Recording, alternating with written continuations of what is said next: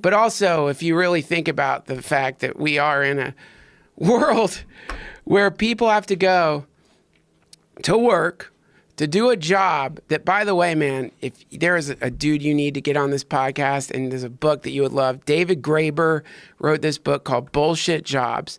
This guy is a fucking genius, man. And this book, Bullshit Jobs, breaks down the phenomena of how many people are working in jobs that don't do anything for the world or the company they're working for.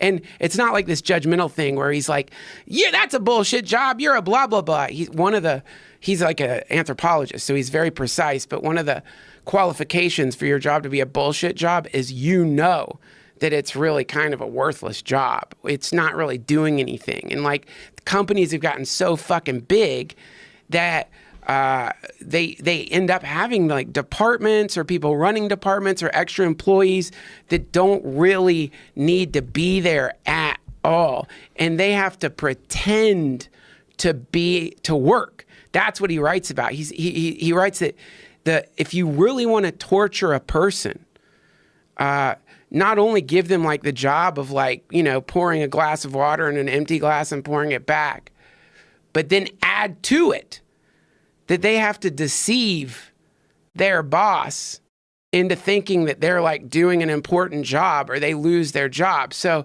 these, not only are these like some corporations and companies scanning your piss to see if you're taking a substance that is allowing you to connect with home, what you actually are, they are also demanding that you spend many hours a day lying to them that you're doing work that you're not doing.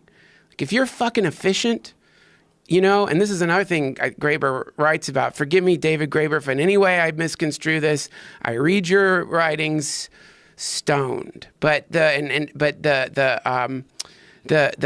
other fucking element to it that is absolutely atrocious and fucking horrible is that these substances are connecting us to home. They don't want us to be in those states, and they're asking us to fucking lie all day. And you know what psychedelic means? The etymology of psychedelic? No. It means mind manifesting or soul manifesting, right? So a psychedelic connects us potentially with the truth, what we are, our identity, right? And these companies, they're asking us to lie, to be the opposite of our identities, to wear a suit or some kind of dress code, and to sit in a desk where, because you're efficient, you get your job done in 45 minutes, and for the next 6 hours, you got to sit and type and pretend that you're working, knowing you're a person and knowing that this is like unethical. But if you like go and tell your boss, hey man, I don't really have much to do, you might get fired. The boss might, like in the book, he cites one person because he did like a survey, and he cites one person who went to her boss and she's like, hey, I can finish my job in 2 hours. Can I have other stuff to do? And her boss is like, don't talk about that. Stay quiet about that. Oh. Yeah, man. That's the fucking world we're in right now. Because of automation, there's less to do.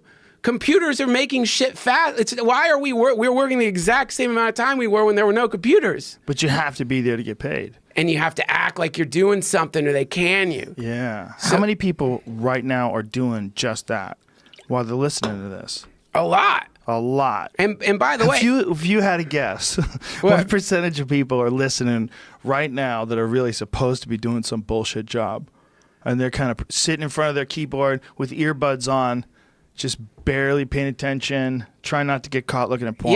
Yeah. Probably all over the planet, over 1 million. Over 1 million in the workforce, probably. When do you think companies had to put in rules? You can't look at porn at work. Like that wasn't a thing in the 70s. It wasn't a thing in the 80s. Right. It wasn't a thing in the 90s. Right. Then all of a sudden, you could just find porn online.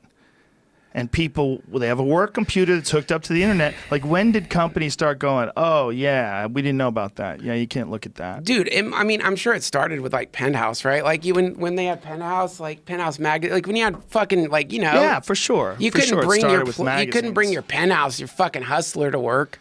That's true, but looking at something online is so much easier than going to the store and getting a Hustler. Like, the access is universal, instantaneous. Everyone has the ability to just go and download it. You know, if we're gonna like ask questions that are impossible to answer, like how many people right now do you think listening to the podcast are in their bullshit job jerking off to porn while they listen? At least one dude. Yeah. For sure, that's what dudes do. Yeah, I mean, because they can get away with it, they jerk off. Especially a guy with a bad job who could find a way to jerk off somewhere. Yeah. Let me just get 5 minutes in this bathroom and jerk off, just so I don't have to think about this stupid fucking job. Dude, come on, like that's like sexual assault.